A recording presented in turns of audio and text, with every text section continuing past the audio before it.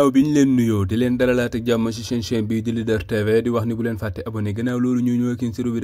de presse nag ñoo ngi njëkk yéenekaay bi groupe Futurs Médias ñu gën ko xam ci record moom record mii nag mu nga fësal match amical boobee nga xam ni Sénégal war na ko amal équipe bii di Iran le 27 septembre bii ñu jëm ba tey journal bi mi ngi fësal l'international français boobu ñu gën ko xamee ci Paul Pogba gannaaw bi nga xamee ni moom Paul Pogba mii nag dafa blessé gannaaw bi nga xamee ni waa Juventus googee ñoo ngi préparé seen saison foofee sa Los Angeles fa la blessé moom Paul Pogba mii nag journal bi mi ngi bind di xam ne naan Paul Pogba mii est-ce que dina mën a dem ci coupe du monde boobee nga xam ne ay weer moo ci des ba tey journal bi ñoo ngi fay fekk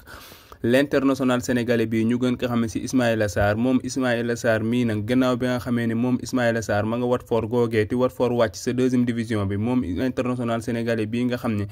ay atam ñoo ngi toll ci ñaar fukki at ak ñeent poids wam mi ngi toll ci 76 kg taayam mi ngi toll ci 1m85 moom l'international sénégalais bii di Ismaïla Sarr gannaaw bi nga xam ne saison bii ñu génn amal na foofee sa Watford ñaar fukki match ak ñaar jot na faa dugal juróomi bii jot na faa def ñaari passes décisives moom l'international sénégalais bii di Ismaïla Sarr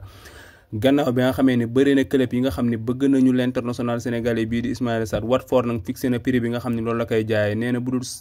35 millions d'euros képp ku ko ci amul du la jaay l'international sénégalais bii di Ismaïla Sarr ba tey journal bi ñoo ngi fay fekk l'international sénégalais bii di Kalidou Koulibaly moom Kalidou Koulibaly mii nag journal bi mi ngi ñuy xamal ni kii di Kalidou Koulibaly démb wanewaat na boppam ci match boobee nga xam ne Chelsea da ko doon def gannaaw bi nga xamee ne mi ngi ci préparation saison wam bii di ñëw ba tey journal bi ñoo ngi fay fekk l'international sénégalais bii di Krépin Diatta moom Krépin Diatta nag journal bi mi ngi ñuy xamal ni ginnaaw bi nga xamee ni Monaco da doon joué moom Krépin Diatta mi jot nañ ko dugal ba wane na boppam sa match ba bu baax a baax moom tamit record dañuy jubali stade moom ñu ngi fay fekk beneen international sénégalais ñu gën ko xam ci turu Idrissa Gana Gueye nekk foofee ca Paris Saint-Germain gannaaw saison bii ñu génn moom Idrissa Gana Gueye mi taille mi ngi toll ci 1m74 moom l'international sénégalais bi salaire bi nga xam ne ñoo ngi koy fay foofee ca Paris Saint-Germain mi ngi toll ci 4 millions d'euros loolu nañ koy fay moom Idrissa Gana Gueye mi poste bi nga xam ne loolu lay jouer milieu défensif la moom l'international sénégalais bi gannaaw bi nga xam ne club bii di Everton def ko bëgg nekk foofee sa Angleterre moo tax journal bi mi ngi bind di fesal naan kii di Idrissa Gana Gueye Premier League boobu nekk na championnat bi nga xam ni moo gën ci l'international sénégalais bii di Idrissa Gana Gueye gannaaw bi nga xamee ni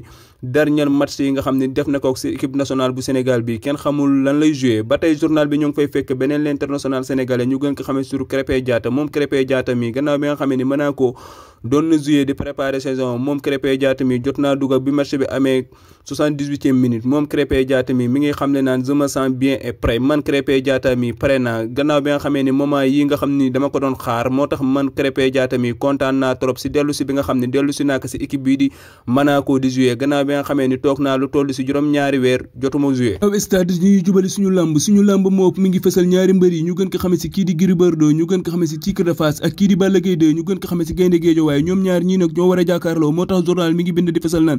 kii di Balla Gaye 2 war na def tout ba am ci boobule combat victoire ndax mu wàññi critiques yi nga xam ne ñoo ngi kii critiqué mais kii di Gris Bordeaux moom tamit war na def tout ba wane boppam ci boobule combat ndax Gris mi gannaaw bi nga xamee ni ci ay tolof-tolof la jóge ba tey journal bi mi ngi bind di fesal naan les véritables enjeux du combat qui va enterrer à l'autre mooy ñoom ñaar ñii seen combat bi dëgg enjeu dëgg la ñoom ñaar ñii gannaaw bi nga xamee ne tolof-tolof yi nga xam ne ci leen ñu jógee ñoom ñaar ñii kenn du ci nangu ñàkk ci boobule combat mais ki nga xam ne moo ci am victoire li ci kanam rawuli bët ginnaaw biir réew mi dañu jubali bitim réew ak journal bi ñuy wax Mundo Deportivo moom ma nga fasal l'international français bi ñu gën ko xamee ci Jules Koundé mi nag journal bi ngi ñuy xamal ni def na ay visite médicale am jaar na yoon foofee sa FC Barcelone moom Jules Koundé mi nag journal bi ñu ñuy xamal ay kaddu yi nga xam ni jot na kaa yëkkati moom Jules Koundé mi nga xam ne naan FC Barcelone gii lu tax ma ñëw fi bokk na ci ki leen di entraîner di Séville daf ma woo ay yoon di ma expliquer projet FC Barcelone gii ba tey Jules Koundé mi ngi xam ne naan FC Barcelone gii dama fi ñëw pour liggéey jëm pour jël fi ay trophée ñëw FC Barcelone gii pour wane fi sama bopp ba tey bu baax ba tey journal bi mi ngi fësal ñooñee nga xam ne FC Barcelone jënd na leen ci saison bi ñu gën ko xamee ci kii di Lewandowski kii di Rafinha nekk l'international brésilien bi ñu naan ka Rafael Diaz ba tey FC Barcelone jënd na l'international ivoirien bi ñu gën ko xamee ci Kessié ba tey FC Barcelone jënd na kii ñuy wax Christensen ba tey FC Barcelone bëggoon na jënd joueur yi mais yombul ci côté kii di Alonso FC Barcelone bëggoon na ko ak kii di Bernardo Silva FC Barcelone bëggoon na joueur bi mais yombul woon ci moom ñu leen di wax ni bu leen fàtte abonné ba beneen ak yeneen revue de presse jaa ngeen jëf